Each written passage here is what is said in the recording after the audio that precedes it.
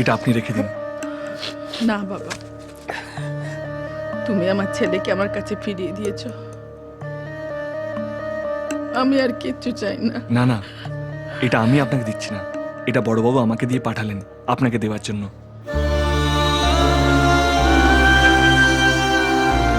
আপনি তাড়াতাড়ি সুস্থ হয়ে উঠুন, আসি।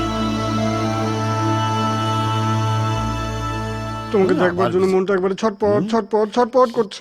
মিসিং ইউ সোনা, প্লিজ কাম কাম। এক মিনিট, আমি আর পারছি না জানো। একটা কথা বলা যাবে? বিশ্বাস করো, হ্যাঁ বলুন কেষ্টদা। তোমার বাবা এখান থেকে বলছি ভাই, আমার বাড়িতে একটাই বউ আর একটাই ফোন। আজ দুদিন ধরে এই ফোনটা ট্রাই লাগিয়ে যাচ্ছি, কেবল বিজি আর বিজি আর বিজি। বউটার জন্য মনটা বড় হু হু করছে ভাই, একটু কথা বলতে ইচ্ছে করছে। এই হতচ্ছাড়া কি যে এত সারা রাত ধরে প্রেমের কথা বলে যাচ্ছে আমার মেয়ের সঙ্গে, কি বলি বলো তো? কেষ্টদা, তোমার জামাই বলে কথা, হ্যাঁ, কথা বলো, সালকে নাও। তুমি আমার বাড়িতে থাকবে, আমরা দুজনের সাথে ডেঞ্জারাস ছেলে। ওকে গিয়ে একদম জড়িয়ে ধরে একটা গালি দিচ্ছি। এবার তুমি আমাকে একটা দাও, দাদা দাদা দাও। এই যে বলছি কি, বৌদির সঙ্গে না অনেকদিন কথা হয়নি, মনটা বড় খারাপ করছে, একটু খোঁজ খবর নিতাম, ফোনটা একটু রাখবে? এক মিনিট, বাবা বলছেন যে তোমরা কেমন আছো? বাবা কবে হলাম? হ্যাঁ বলছে সবাই ভালো আছে। আর কিছু না। হ্যাঁ শোনো, বলে দাও বাবাও ভালো আছে। বাবা বলছেন যে বাবাও ভালো আছে, বলে দিচ্ছি। তবু ফোনটা হ্যাঁ, ছাড়বে না, চামুকুনের মতো বলছিলাম কি, কানে লাগিয়ে বসে আছে। একদম, মনে হয় হ্যাঁ। কথা বলি যা। অল্পে ছোকরা।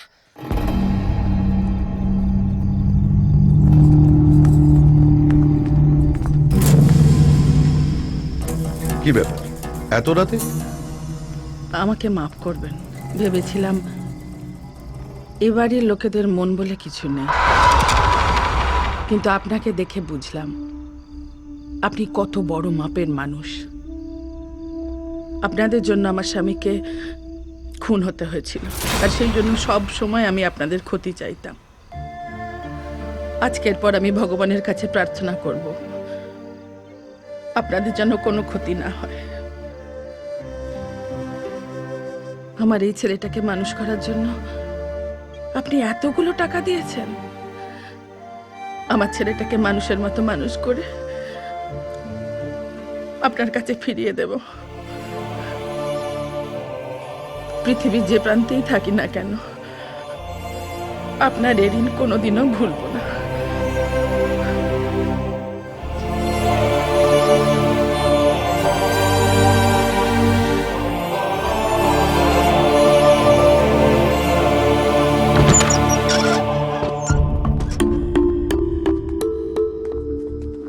এই প্রথম কারোর মুখ থেকে এই পরিবার সম্বন্ধে ভালো কথা শুনলাম।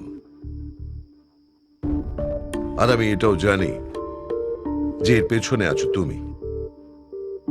টাকাটা যখন তুমি দিয়েছ, তখন আমার নাম করলে কেন? ওরা আপনার লোক, আপনাদের উপর বিশ্বাস নিয়েই ওরা বেঁচে আছে। আমার মতো অপরিচিত কেউ ওদের সাহায্য করলে ওদের কিছু মনেই হবে না, কিন্তু এই একই কাজ যদি আপনি করেন তাহলে ওরা ভাববে যে এই পরিবারকে ওরা বিশ্বাস করে, বিপদে তারা ওদের পাশে দাঁড়ায়। ওরা আপনার কাছে কেন ছুটে আসে জানেন?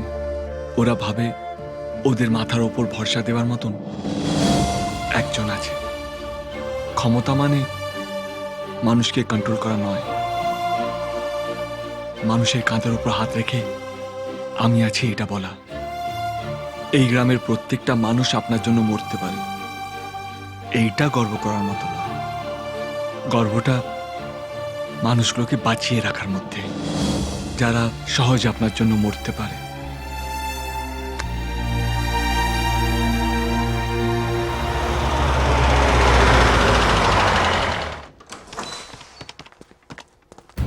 স্যার, আপনি এলেন কেন? একটা ফোন করে দিলে তো আমি নিজেই চলে যেতাম।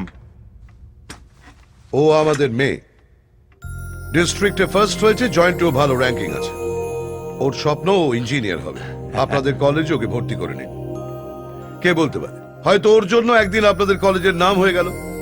তাতে অবশ্য আপনারই সুবিধে, ফিজটা বাড়াতে পারবেন। স্যার মানে বলছিলাম যে আমাদের কলেজে ওই ফ্রি সিটসগুলো সব ভর্তি হয়ে গেছে, এখন ওই পেড সিটসগুলোর জন্য কাউন্সেলিং চলছে। ও, সামনের দরজা বন্ধ রেখে পেছনের দরজা খুলে রেখে আর ওখান থেকে একটা সিট ওর জন্য ফ্রি করে দেন। এভাবে যদি ওই দুই একটা করে সিট আমরা ছাড়তে শুরু করি তাহলে আমাদের বিজনেসের কি হবে স্যার? শিক্ষাটাকেও ব্যবসার মধ্যে ঢুকিয়ে দিন। এর থেকে তো মদের দোকান খুলে বসতে পারতেন। কাল থেকে ও কলেজে আসবে, ওকে দেখে গ্রামের বাকি মেয়েদের লেখাপড়ায় আগ্রহ বাড়বে। সবার জন্য আমি বলতে আসবো না, তখন পুষিয়ে নেবেন।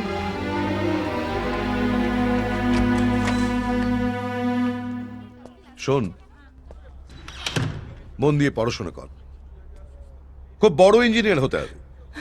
তখন আমাদের বাঁধটা সারিয়ে দিতে হবে, কিন্তু তার জন্য কোনো পয়সা করে দিতে পারবো না।